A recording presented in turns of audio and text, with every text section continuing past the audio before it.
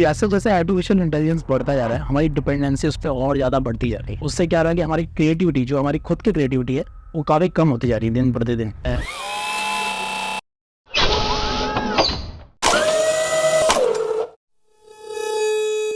Emotional state क्या है? मान लो वो उस दिन रेडी नहीं है, तो टीचर बता सकता है, एक एक्सपीरियंस टीचर, कि मान लो आज वो कम सोया है इसलिए वो आज नहीं कर पा रहा है। एआई थोड़ी बता सकता है कि हाँ भाई, वो कैसे डेटा फीड करेगा कि हाँ भाई आज मैं कम सोया हूँ इसलिए मैं आज नहीं कर पा रहा हूँ, कल तुम जब मेरे से मिलोगे तो मैं कर पाऊँगा। एक टाइम के बाद तो हम भी नहीं जानते कि वो किस लेवल तक एआई पहुँच जाएगा। अगले 5 सालों में योगा में वो किस तरह से आ जाएगा हमें भी नहीं पता है।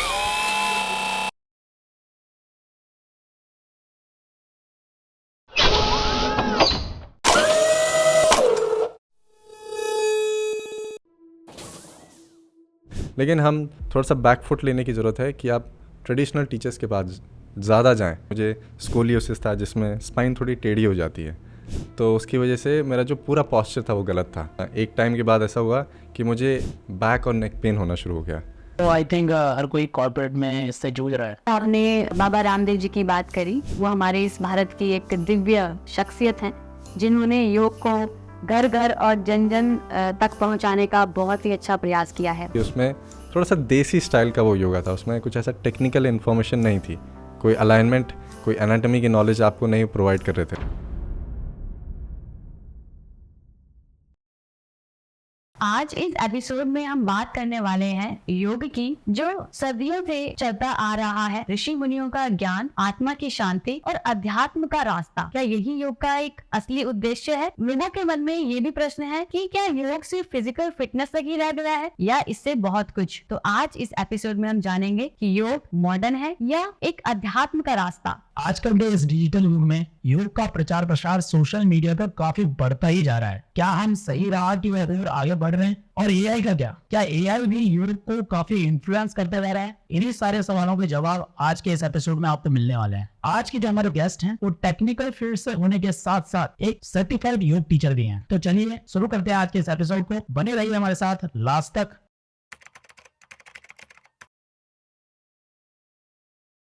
तो आशीष जी, आदेश दीजिए हमें, जल्दी से इस एपिसोड को शुरू करते हैं।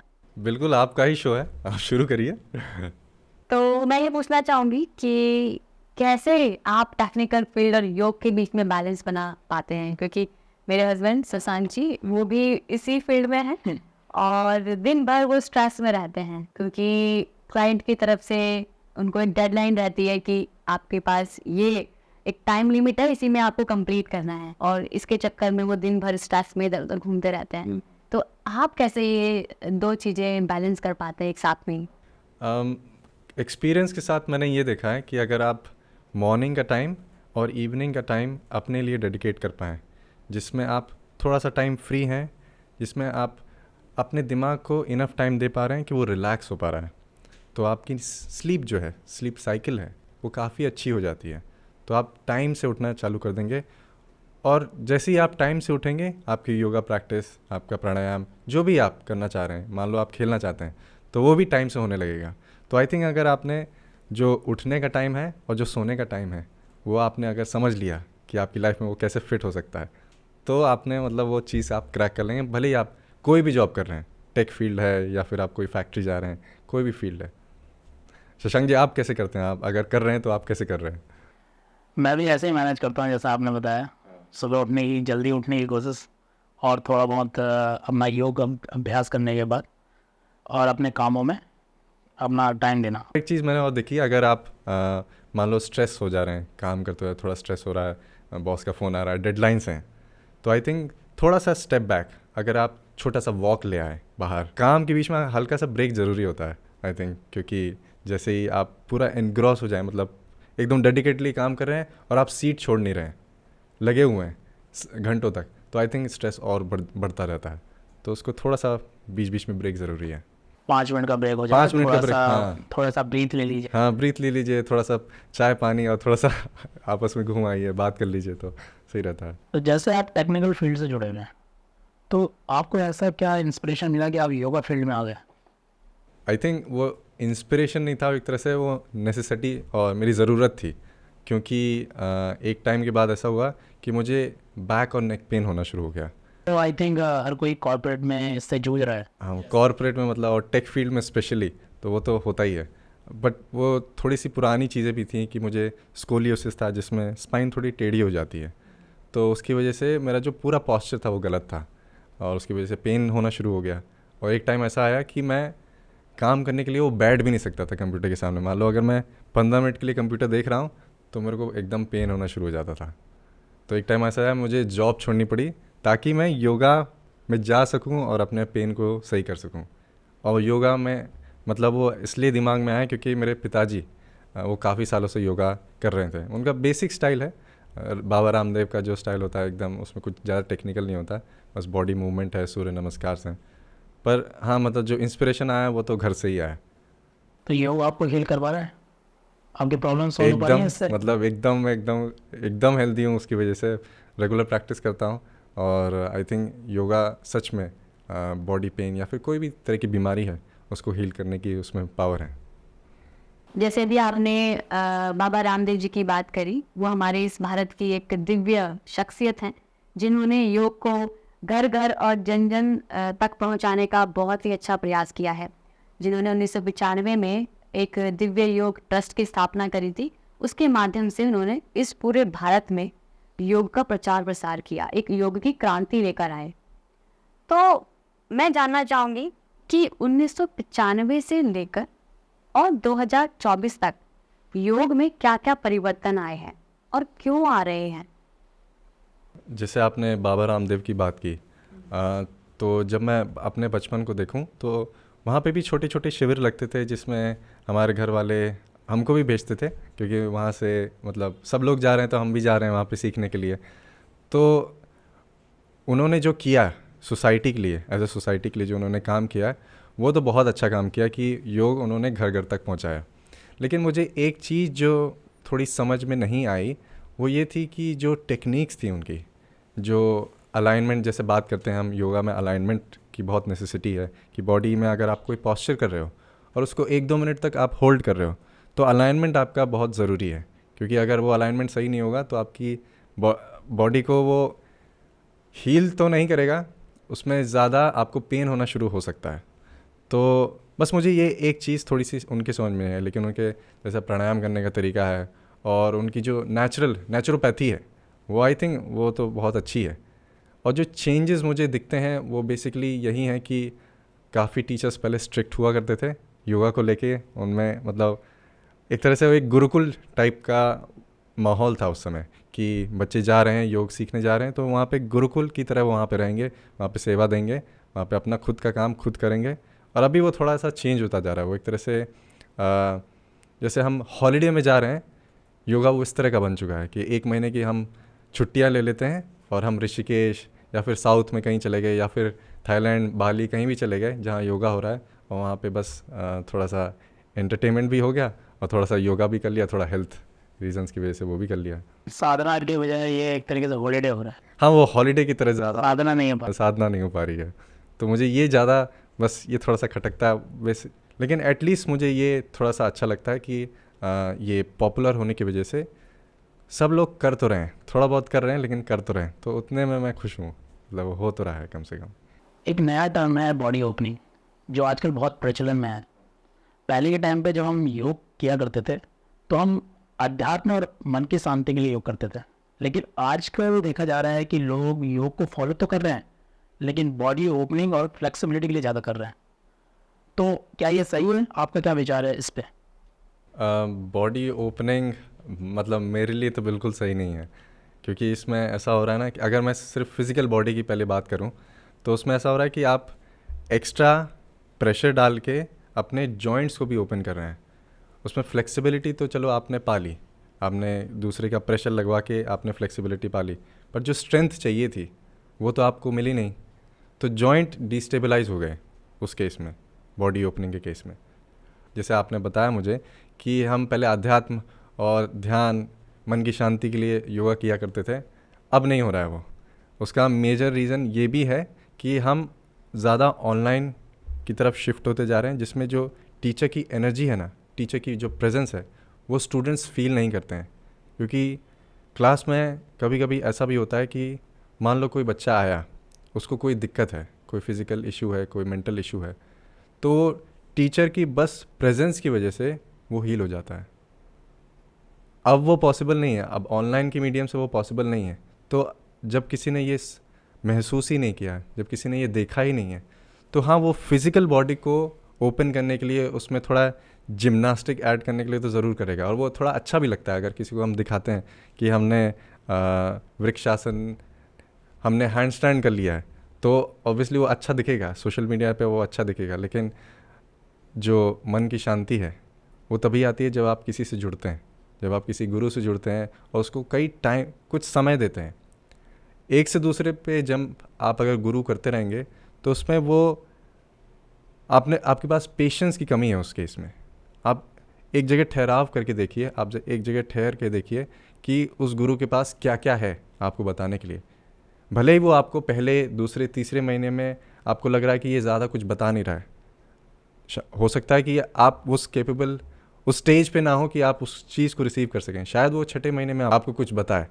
तो आई थिंक आपको थोड़ा सा पेशेंस रखना पड़ेगा, कुछ साल आप दीजिए उस प्रैक्टिस को, उस टीचर को, तो शायद आपको वो फील होगा कि असल में मन की शांति कैसे मिल सकती है। Energy matters. Energy matters.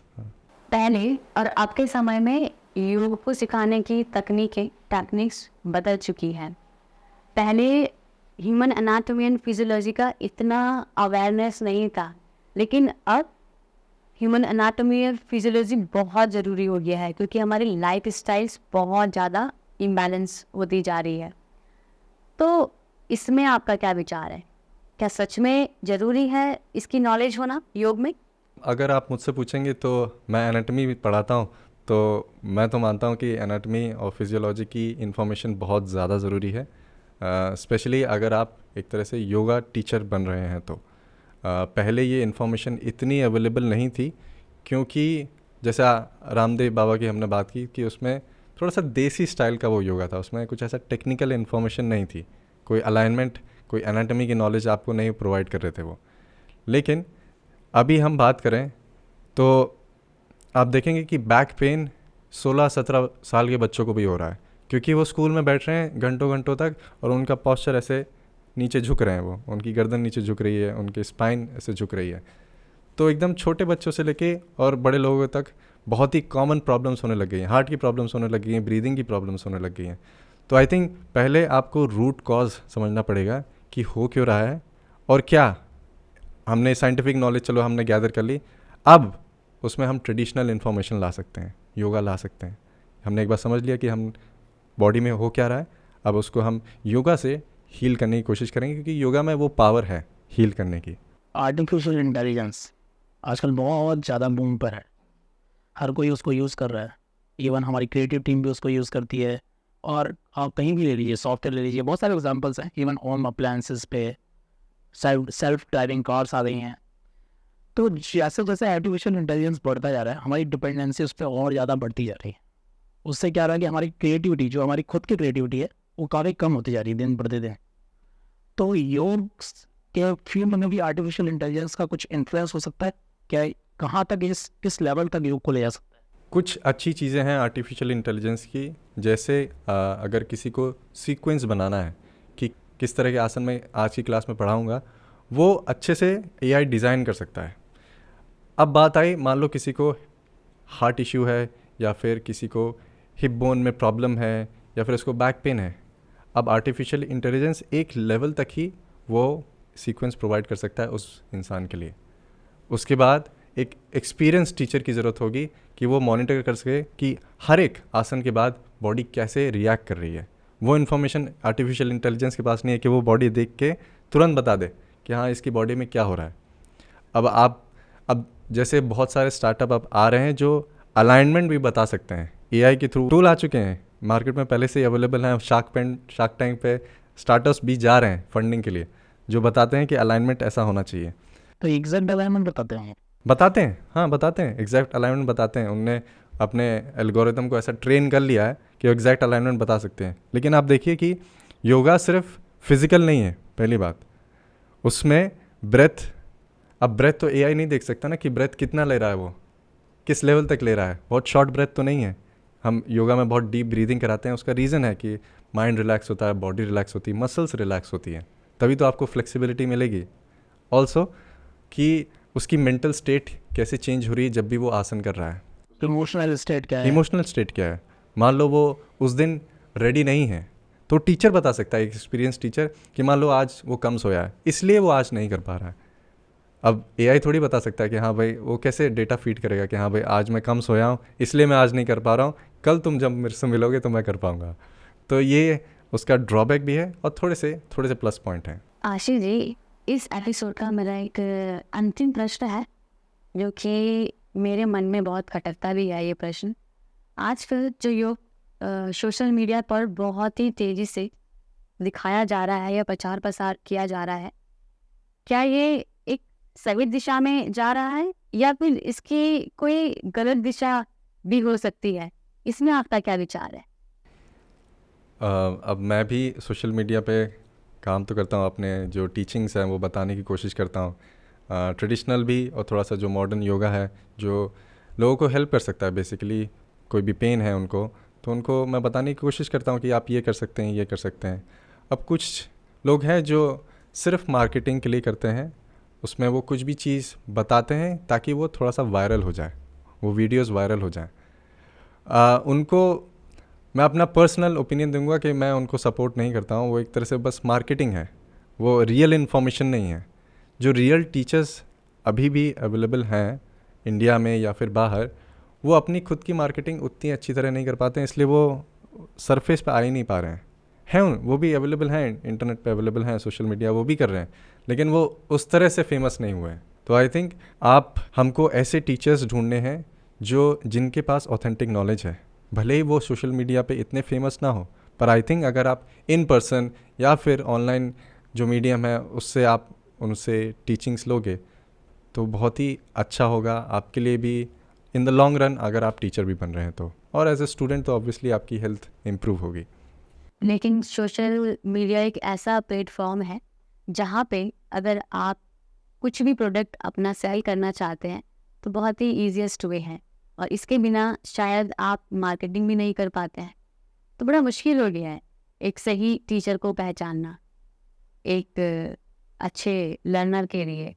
तो इसमें आप क्या बोलना चाहेंगे? क्या क्वालिटी देखें अगर किसी को एक अच्छा टीचर ढूंढना है तो? पहले तो जो टीचर्स है वो एक्सेसिबल होना चाहिए।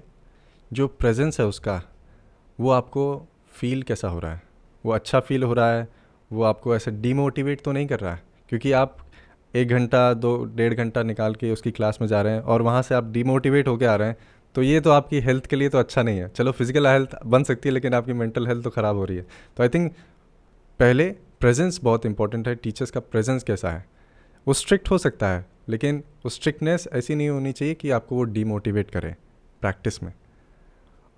और अच्छे टीचर्स की ये भी पहचान होती है कि वो हमेशा जब भी आपकी प्रैक्टिस में आप रेगुलर हैं, आप रोज़ अपने मैट पे आ रहे हैं, तो आपको वो और मोटिवेट करेगा प्रैक्टिस में आने के लिए। तो आई थिंक ये अगर उस टीचर में ये 2 क्वालिटी हैं और उसकी टीचिंग बहुत अच्छी है, ट्रेडिशनल है, तो आई थिंक आप इस तरह के टीचर्स को पहचान सकते हैं इन क्वालिटीज़ को देख के। बहुत बहुत धन्यवाद आशीष जी, आपने इतने इजी वर्ड्स में हमारे व्यूवर्स को टेक्निकल फील्ड और योग के बारे में समझाया। मैं आशा करती हूँ कि जो भी टेक्निकल फील्ड से जुड़े हुए हैं वो इस एपिसोड को देखने के बाद ज़रूर मैट पर उतरेंगे। और बहुत बहुत धन्यवाद आपका। आशा करते हैं आपसे फिर मिलेंगे, फिर नए विषय पर चर्चा करेंगे। Thank you Aparna ji, thank you Shashank ji, आपने मुझे इस शो पे बुलाया। और काफ़ी इंटरेस्टिंग टॉपिक है, काफ़ी चल रहा है इस समय, और लोगों को ये टॉपिक के बारे में जानने की बहुत ज़रूरत है कि अच्छा टीचर कैसे ढूंढें, जो अलाइनमेंट है योगा में कैसा होना चाहिए। तो आई थिंक आप बहुत अच्छा काम कर रहे हैं। आई थिंक इस टॉपिक में हमने जो एआई पे चर्चा की है वो भी आई थिंक बहुत ही इंपॉर्टेंट है, क्योंकि आजकल एआई हर जगह है। और आपने जैसे एक्सप्लेन किया उस चीज़ को, एआई इम्पोर्टेंट है, उसके एडवांटेजेस भी हैं, लेकिन एक लेवल तक। हाँ, एक टाइम के बाद तो हम भी नहीं जानते कि वो किस लेवल तक एआई पहुंच जाएगा। अगले 5 सालों में योगा में वो किस तरह से आ जाएगा हमें भी नहीं पता है। लेकिन हम थोड़ा सा बैकफुट लेने की ज़रूरत है कि आप ट्रेडिशनल टीचर्स के पास ज़्यादा जाएं, इन पर्सन ज़्यादा जाएं। टीचर्स की एनर्जी भी मैटर करती है। टीचर्स की एनर्जी मैटर करती है, तो उनसे साथ अगर आप जुड़ेंगे, उनके साथ आप अगर प्रैक्टिस करेंगे उनके प्रेजेंस में, तो आई थिंक बहुत चेंजेस आपको देखने को मिलेंगे, एनर्जी वाइज भी, फिजिकल बॉडी में भी तो मिलेंगे ही आपको। आज के इस एपिसोड में आपको जानने के लिए मिला कि योग सिर्फ एक फिजिकल लेवल का ही चेंज नहीं लाता है, मेंटल लेवल पे भी इसका बहुत अच्छा असर पड़ता है। और आपको ये भी जानने के लिए मिला कि एआई कैसे योग को इन्फ्लुएंस कर रहा है। कैसा लगा आपको ये पॉडकास्ट? कमेंट बॉक्स में लिखकर अपनी राय जरूर शेयर करें। फिर मिलेंगे आपसे एक नए पॉडकास्ट में। अगर आपने हमारे चैनल को अभी तक सब्सक्राइब नहीं किया है तो सब्सक्राइब कर लीजिए and press the bell icon, जिससे कि आप हमारे द वैदिक शो के साथ हमेशा जुड़े रहें। हमारे इंस्टाग्राम पे द वैदिक शो को जल्दी से फॉलो कर लीजिए ताकि आपको छोटी छोटी क्लिप्स के माध्यम से बहुत सारी इन्फॉर्मेशन मिलती रहे। धन्यवाद। धन्यवाद।